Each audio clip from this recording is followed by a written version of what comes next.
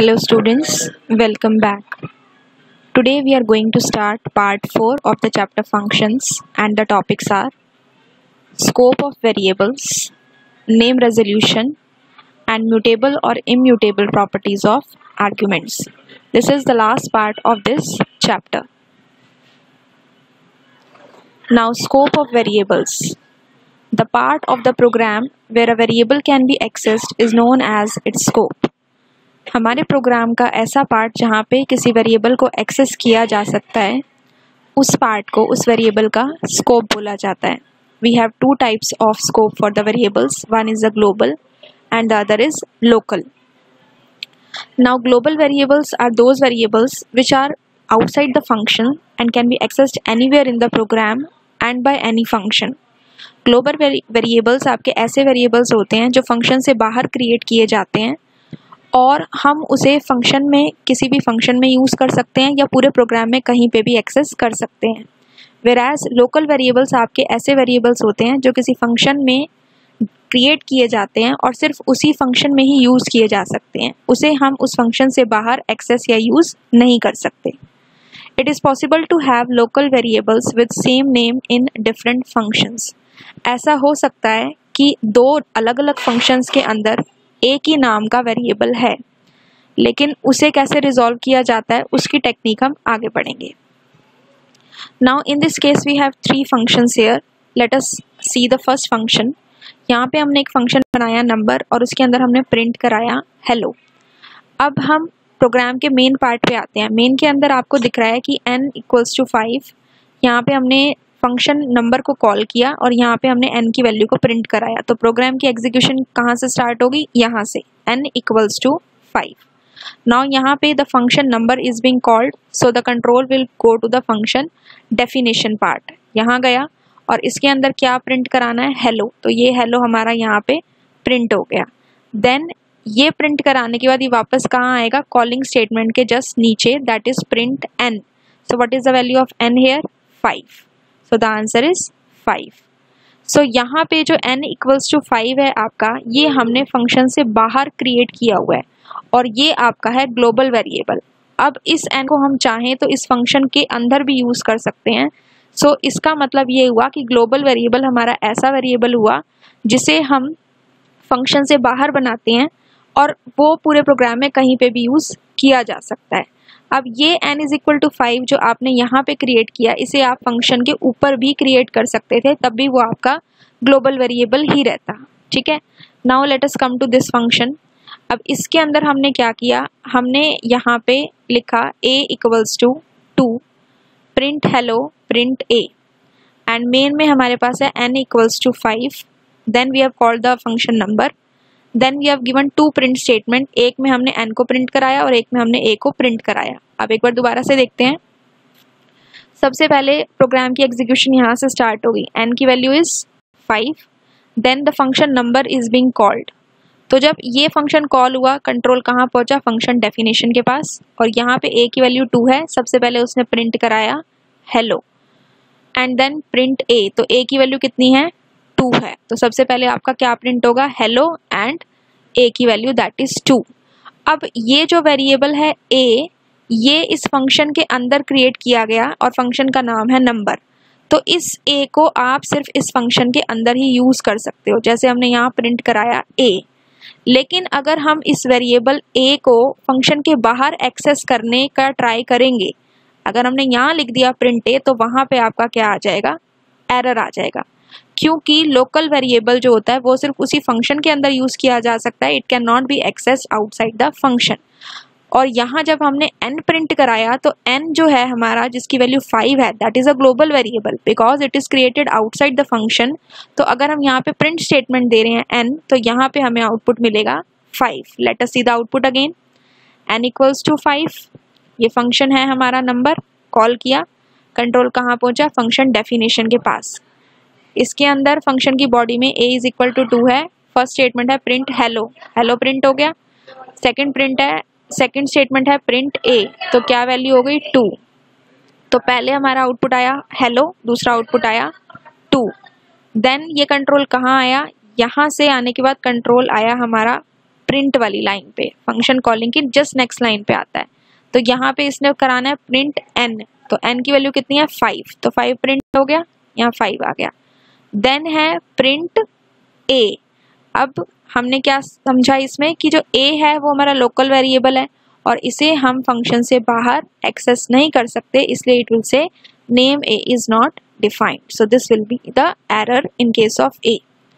Now if I try to use this variable which is taken here n equals to 5 inside the function, अगर हम इस variable को function के अंदर use करने की कोशिश करें तो तब क्या हमारा आउटपुट रहेगा। अगेन हमने देखा फंक्शन, हमारा फंक्शन है नंबर, फंक्शन के बॉडी पार्ट में है हेलो और n, और मेन पार्ट में क्या है n इक्वल्स टू 5, फंक्शन को कॉल किया देन गिव प्रिंट n। तो एग्जीक्यूशन n इक्वल्स टू 5 से स्टार्ट हुई।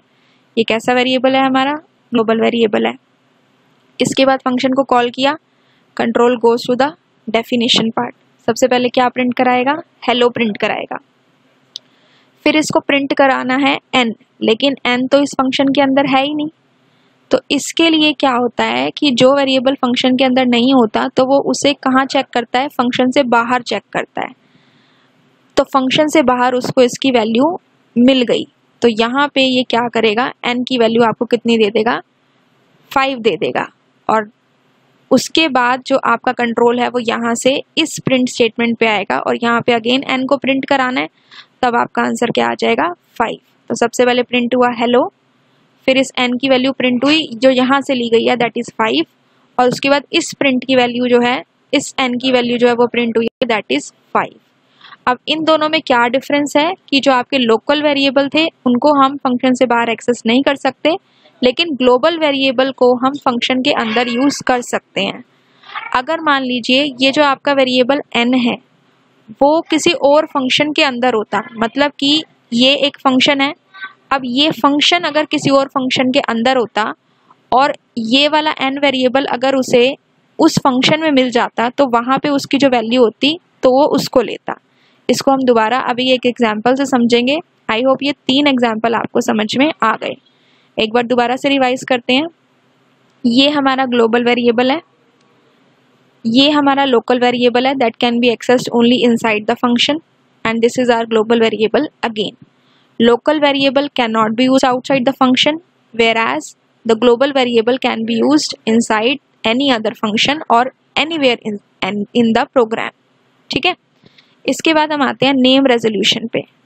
अभी हमने एक पॉइंट पढ़ा था कि अगर एक ही वेरिएबल यूज होता है globally as well as locally, एक फंक्शन के अंदर यूज हो रहा है और एक फंक्शन से बाहर यूज हो रहा है और दोनों वेरिएबल्स का नेम सेम है, तो इंटरप्रेटर को कैसे पता चलेगा कि कौन से टाइम पे कौन सी वैल्यू को प्रिंट कराना है।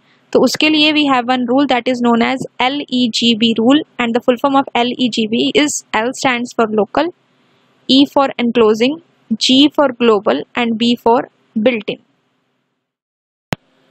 So here we have a function named number and it consists of a variable n whose value is 2. Then we say print n. Now we come to the main part of the program, n equals to 5. The function number is called here and then we have printed n. Now how will the interpreter come to know that which n is to be printed in both the print statements? So for that we have a rule that is LEGB rule. L stands for local. So first of all when the execution gets started, यहाँ से आपका function call हुआ, then the control will go to the function definition, and then when it says n equals to 2 print n, first of all it will search the value of n in its own function only. सबसे पहले जो आपको variable display कराना है that is print कराना है, उसकी value अपने फंक्शन में ही चेक की जाएगी। Like the value of n is 2 in this case, so what will be printed in this case 2. If there would not have been n equals to 2 in the function, then it would have been checked outside the function. अगर यहाँ पे n equal to 2 value नहीं होती तब वो function से बाहर check होती, एंड अगर वो फंक्शन के बाहर मिलती देन उसका आउटपुट आता आपका 5. लेकिन इस केस में the value of n is inside the function, that is why the output coming is for the first statement is 2, and when after this statement the control will go to the next line of the calling function, and इसके बाद आपकी next statement है print n. तो ये जो n है ये आपका ग्लोबल n है, So this global n has a value 5, that is why the answer has come 5. So it is to resolve the ambiguity that अगर एक प्रोग्राम के अंदर सेम नेम के दो वेरिएबल्स यूज होते हैं तो उसके लिए हमारा LEGB रूल होता है, सबसे पहले लोकल पार्ट में चेक किया जाएगा, then in the enclosing function, जिसको हम अभी आगे एग्जाम्पल में देखेंगे. Now if we want this कि जो हमने यहाँ पे n इज इक्वल टू 2 लिया, जो फंक्शन के अंदर वैल्यू है वही चेंज वैल्यू हमें आउटपुट में मिले, तो उस केस में हम क्या कर सकते हैं. We have made a function here and हमने n के आगे कीवर्ड लगा दिया global. Here global is a keyword. n equals to 2 print n. Now the execution starts from this point. N equals to 5 print n. Initially the value of n is 5. तो सबसे पहले हमारा क्या print होगा 5. Now the function number is called, so the control will go to the definition part. यहाँ पे हमने n को global कर दिया. Now the value of n is 2 and it says print n. So इस function के लिए जो n की value होगी that is 2. So this function will print the value of n, that is 2. Now next comes is after the body completion it will go again to the next line of the calling function. तो calling function की next line आपकी कौन सी है, print n. लेकिन आपने यहाँ function में देखा कि ये जो n था इसको हम global बना चुके हैं. Now it is global and it should be used now. तो इसलिए अब जो आपकी n की वैल्यू प्रिंट होगी वो 5 ना होके it will be 2. So this is the way the program has to run. But this type of ये global keyword जो होता है it has to be used rarely. It is not used much in programming because it is a little confusing. Next is we have a function here digit and इसके अंदर there is a variable x which has a value 6.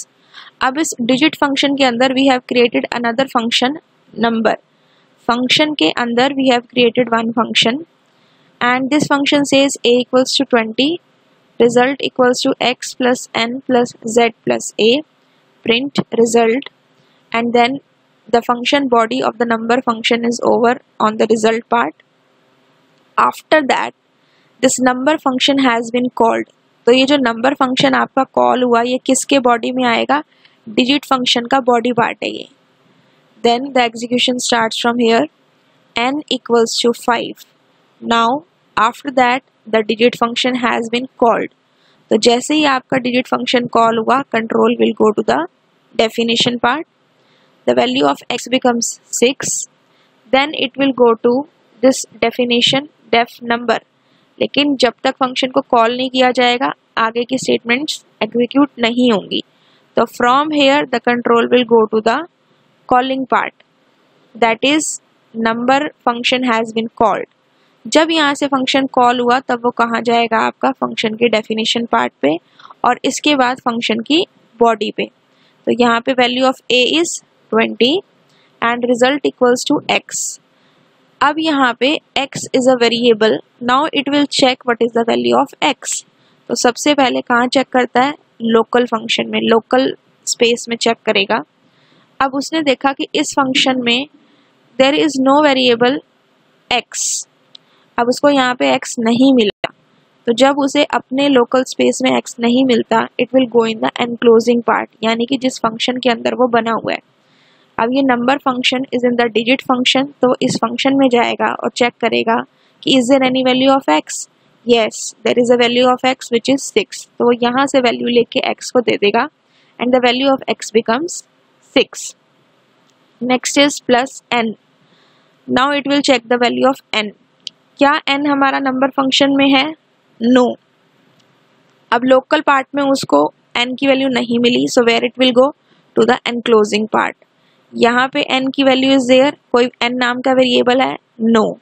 यहाँ पे भी नहीं मिला तो वो कहाँ जाएगा, ग्लोबल पार्ट में जाएगा. ग्लोबल पार्ट में there is any variable n, yes it is there. What is its value 5. तो n को क्या वैल्यू मिल गई 5. Then plus z. तो सबसे पहले वो अपने लोकल पार्ट में चेक करेगा, यहाँ पे z नहीं है. देन वो अपने एनक्लोजिंग पार्ट में जाएगा, यहाँ पे भी z नहीं है. देन वो अपने ग्लोबल पार्ट में जाएगा, यहाँ पे भी z इज नॉट देयर. कोई बिल्ट इन फंक्शन हमने यूज किया नहीं है, तो चारों में से एक भी स्पेस में it has not get the value of z, neither in local nor in enclosing function, and not in global or built-in function. So since the value of z is not found anywhere in the program, तो वो आपको क्या देगा यहाँ पे? It will show an error. And next is plus a. तो a की value आपको फंक्शन के अंदर ही मिल रही है in the local part, तो a will be given the value 20. But since the value of z is not found anywhere, so this will create an error. अब इसके अंदर एक बार हम let us see कि what are the variables and what is their scope. A is the local variable for the function number. X is the enclosing variable for the function number. N is the global variable since it is outside the function, it can be used anywhere. And z is not there, so z is not defined. Also we have made a variable result. हमने result नाम का एक variable बनाया which is a local variable for the function number. Okay, so this is the concept of LEGB, that if a variable with the same name occurs, then how it will be resolved, and if different variables occurred in a function, how they will be checked for their value. Next topic is mutable or immutable properties of passed arguments. We have learned that mutable are those that can be changed like list or dictionary, and immutable are those that cannot be changed like string, tuple or integer value. Now what is the case of mutable and immutable? It is that if the arguments passed during the function call are list or a dictionary, then the changes made in the function body will be reflected back in main. अगर आपने एक function बनाया और function calling के time में आपने arguments pass करी जो कि आपकी लिस्ट है या फिर दे कैन बी डिक्शनरी, तो उनके ऊपर जो भी चेंजेस आपकी फंक्शन की बॉडी में होंगे वही चेंजेस आपके मेन में रिफ्लेक्ट किए जाएंगे. लेकिन इसमें आपका एक केस है कि if a new list is assign to those parameters in the function definition, then the changes will not be reflected back. अगर आप फंक्शन डेफिनेशन के पैरामीटर्स को एक नई लिस्ट असाइन कर देते हैं, उस लिस्ट के ऊपर चेंजेस ना करके आप उन पैरामीटर्स को नई लिस्ट असाइन कर देते हैं, तो जो भी चेंजेस आपकी फंक्शन बॉडी में हुए, that changes will not be reflected back. And next is if the arguments passed during the function call are of integer type, string type or a tuple, then the changes made in the function body will not be reflected back. Function calling के time पे अगर आप इस तरह के arguments pass करते हैं जो कि आपकी कोई वैल्यू हो सकती है, कोई स्ट्रिंग हो सकती है या टपल हो सकती है, तो उस केस में जो भी आप फंक्शन के अंदर चेंजेस करेंगे इन वैल्यूज़ के ऊपर वो मेन में रिफ्लेक्ट नहीं होंगे, because these things are immutable. Okay, now let us understand this with an example. यहाँ पे we have created a function sub and it has one parameter c. c equals to c minus 4, print c. Execution of the program starts from the main part. X equals to 10. So here the value of x is 10 which is of integer type. कैसी value है हमारी? integer type की. Then it says print x. तो x की value है आपकी 10. What will be the first output? 10. Next is sub in the parenthesis x. तो यहाँ पे क्या हुआ? The function has been called. So it will go to the definition part of the function. x की जो value थी वो किसको पास की गई? c को. The value of x was 10. तो c कितना हो गया आपका? 10. Now 10 minus 4 is 6. तो c की वैल्यू आपकी कितनी हो गई? 6. It says print c. तो आपकी c की वैल्यू हो गई 6, तो आपका आउटपुट यहाँ पे आ जाएगा 6. The next line is print x. x की वैल्यू अभी भी ग्लोबल वाली ही आपकी ली जाएगी, that is 10. यानी कि फंक्शन के अंदर चेंजेस होने से आपकी बाहर वाली वैल्यू पे कोई भी चेंजेस नहीं हुए. अंदर चेंजेस होने से द वैल्यू बिकेम 6, लेकिन बाहर उसकी वैल्यू चेंज नहीं हुई. The changes are not reflected back because हमने कौन सी वैल्यू पास करी थी? हमारी जो वैल्यू थी वो इंटीजर टाइप की थी. तो here the output is 6 but here the output is again 10. Okay, now next is again the same function. Here we have seen execution from the main part. X is a list which has the three values 100, 120, 150 in the square brackets. Square brackets में जो हम पास करते हैं वो क्या होती है, list होती है. Then it says print X, तो पूरी की पूरी लिस्ट आपकी as it is print हो जाएगी फर्स्ट लाइन में. Then it says sub X, function has been called, कहाँ जाएगा वो, डेफिनेशन पार्ट पे. अब डेफिनेशन पार्ट पे जब वो गया तो उसने ये देखा कि C of 1 यानी कि लिस्ट का जो सेकेंड एलिमेंट है, सेकेंड एलिमेंट कैसे, क्योंकि हमारी जो एग्जीक्यूशन है वो 0th एलिमेंट से स्टार्ट होती है, 0, 1, 2. तो फर्स्ट पोजीशन पे जो एलिमेंट है यू कैन से वो सेकेंड एलिमेंट हुआ, उसमें हमें क्या करना है, we have to subtract 5 from that value. So 120 minus 5 is how much, 120 minus 5 is 115. It says print C. तो यहाँ हमारी जो वैल्यू प्रिंट होगी 100 and 150 as it is, और 120 के प्लेस पे हमारा क्या आ जाएगा, 115.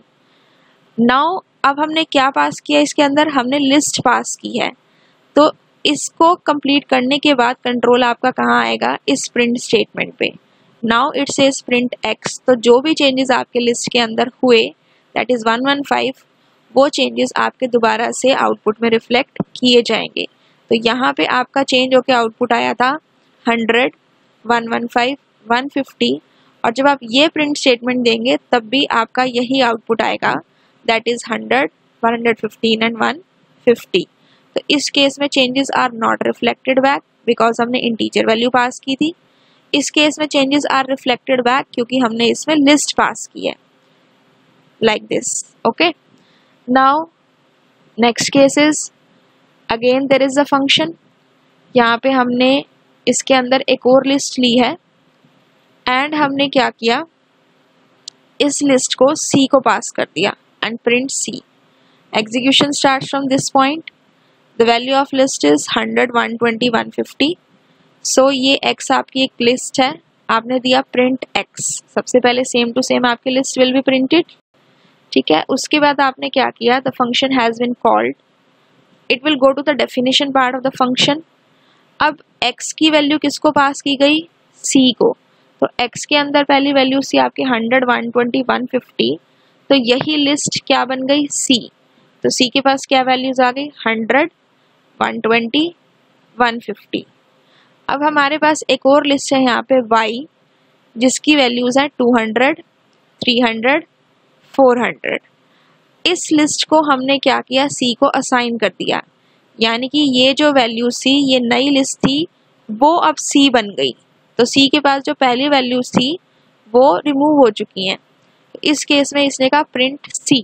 तो अब C के पास क्या वैल्यूज आ गई, 200, 300, 400. And then function body is complete. Control कहाँ पहुंचा, कॉलिंग की नेक्स्ट लाइन पे, that is this print statement. अब ये कह रहा है प्रिंट X, तो X की वैल्यू आपकी कितनी है, 100, 120, 150.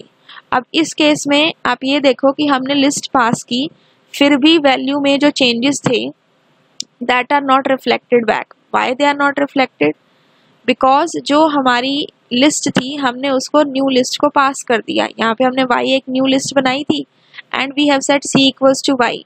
हमने जो अपनी लिस्ट पहले ली थी उसके अंदर हमने न्यू वैल्यूज पास कर दी. तो जब भी हम लिस्ट में इस तरह से चेंजेस करते हैं, न्यू वैल्यूज को पास करते हैं, तो changes are not reflected back. Understood?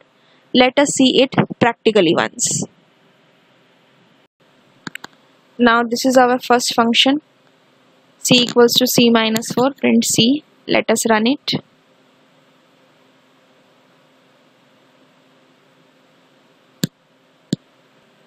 So here you can see the output. The first print statement output is 10. Function output, that is this print C, the value is 6. And again the print statement, the value is 10. So changes are not reflected here. Let us take the another example.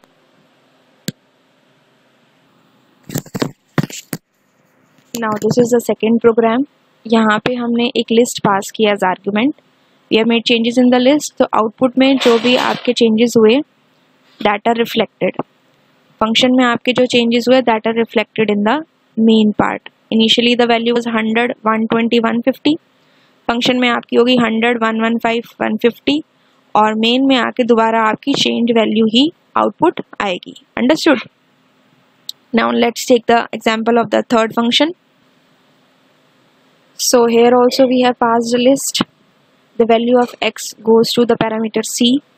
There is another list y. The value of the list, that is the list y, has been assigned to c now. तो जब new list assign हो जाती है तो function के अंदर के changes are not reflected in the main.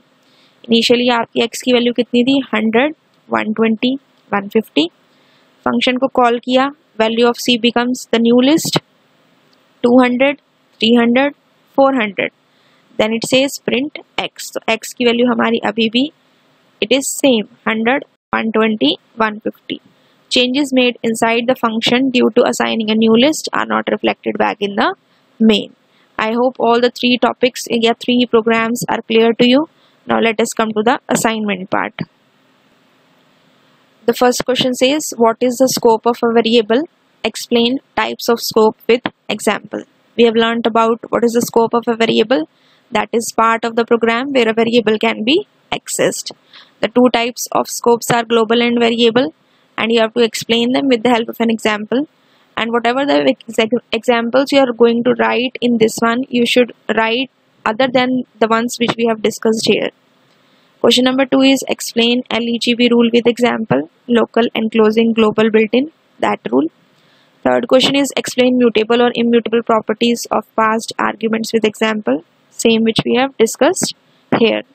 And you have to use the different functions other than the ones explained. With this, our chapter functions is completed.